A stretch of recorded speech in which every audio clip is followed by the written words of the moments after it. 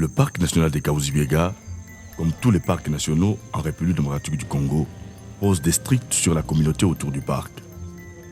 Les gens ne peuvent pas entrer dans le parc sans permission. Ils ne peuvent pas chasser, collecter du bois de chauffe, des herbes, des champignons ou du miel. Mais le parc national des Kahuzi-Biega diffère des autres parcs nationaux par l'absence d'une zone tampon, c'est-à-dire une zone entre la forêt du parc et la communauté. Sans cette zone tampon, la communauté autour du parc se trouve dans une situation difficile parce qu'elle n'a pas d'accès à aucune ressource de la forêt. Ainsi, la communauté a besoin des activités alternatives. Il s'agit des activités de la chasse et aux activités qui sont destructives à la forêt et à l'environnement. Le parc national des Kahuzi-Biega et plusieurs ONG internationales et locales assistent les communautés riveraines à effectuer ces activités. La motivation derrière cette assistance est double. Premièrement, améliorer les conditions de vie des communautés qui vivent autour du parc. Deuxièmement, supprimer les pressions humaines sur les ressources naturelles du parc.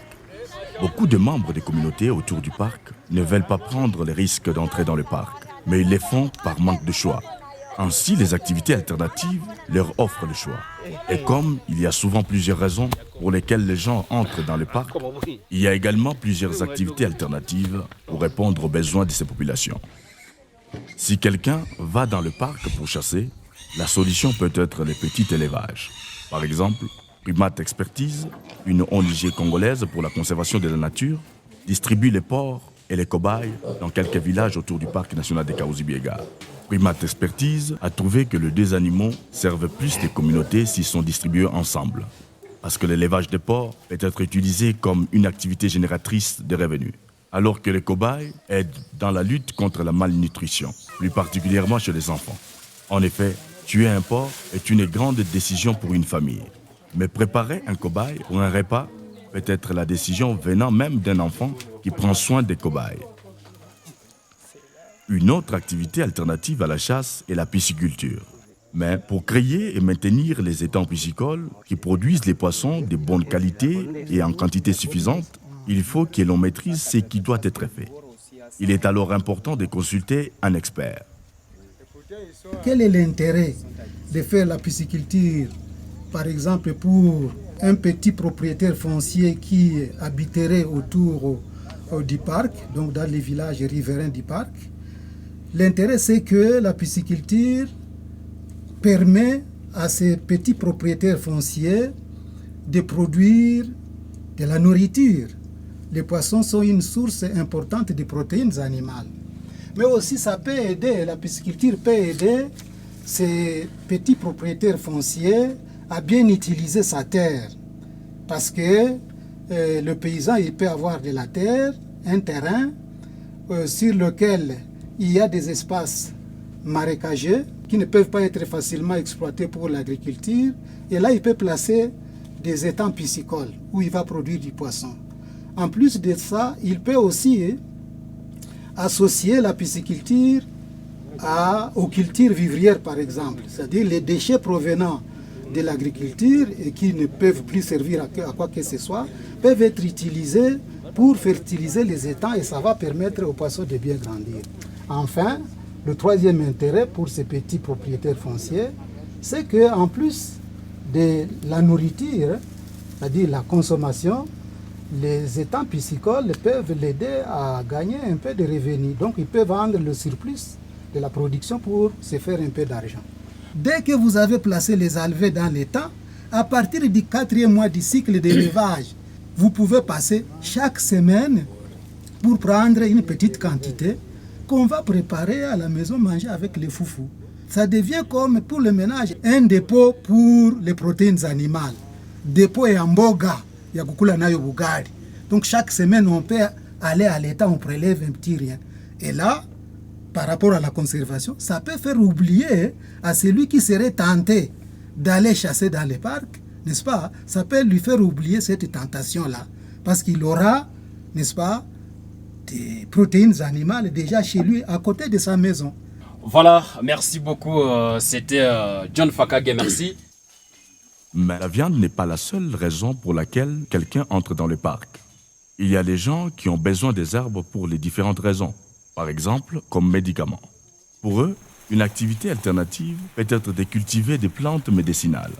Primate Expertise a développé une méthode particulière pour cela. Nous collectons les crottes de gorilles dans la forêt et à partir de ces crottes, nous prenons les graines que nous mettons à la pépinière et une fois que ces graines croissent, nous utilisons les plantules pour aider la réforestation des endroits abîmés, aussi bien dans le parc qu'à l'extérieur du parc. Mais ces plantules peuvent aussi être utilisées comme produits médicinaux. Qu'est-ce que nous avions constaté? Nous avions constaté que la communauté aux alentours du PNKB va dans la forêt pour chercher ces plants et ils en font soit, ils les utilisent dans l'automédication, dans la médecine traditionnelle. Ils utilisent soit les feuilles, soit les écorces, soit les racines, le fruit et même les fleurs. Alors, nous amenons ces plants dans la communauté pour que nous limitons les pressions sur les ressources naturelles du PNKB. Une autre raison potentielle pour entrer dans les parcs est de chercher le miel. Il y a une solution pour ça aussi, l'apiculture.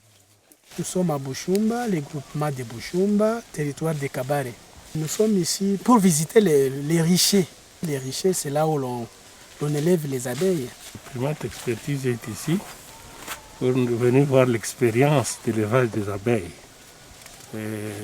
afin de voir comment nous pouvons encadrer les communautés à élever les abeilles pour produire du miel, qui est un produit très très important ici. Ça peut aussi constituer un moyen d'augmenter les revenus.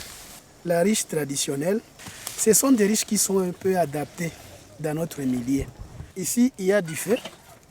Comme les abeilles piquent, l'effet, c'est comme si l'anesthésie. Vous pouvez regarder, vous voyez les abeilles.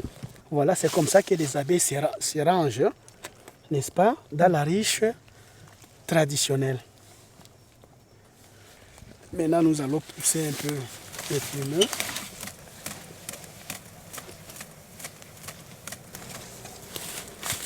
Voilà. Ça, c'est le miel. Voilà.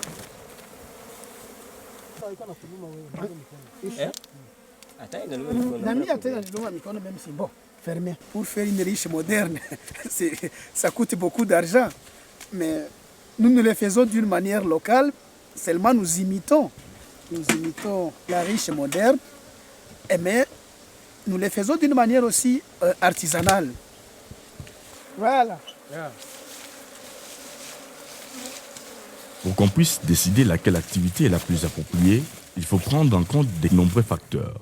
Et souvent, une activité ne suffira pas. Ça dépend des conditions de la personne en question et de la communauté. Combien de temps peut être consacré à la nouvelle activité? Quelle est l'activité principale du ménage? Est-ce que c'est l'agriculture, l'élevage ou les petits commerces? De quoi la famille a-t-elle le plus besoin en ce moment? Y a-t-il l'accès d'une parcelle de terrain? Par exemple, pour l'apiculture, vous n'êtes pas obligé d'avoir un grand terrain, mais vous devez avoir des plantes mellifères autour de la ruche. Pour la pisciculture, le terrain doit avoir une certaine caractéristique. Par exemple, avoir un petit ruisseau alimentant en permanence des étangs en eau. Chaque activité nécessite une expertise différente. Si la propriétaire ne l'a pas, il faut l'acquérir. Mais une fois que nous avons établi des activités alternatives, tout le monde sera content. La communauté. Le parc.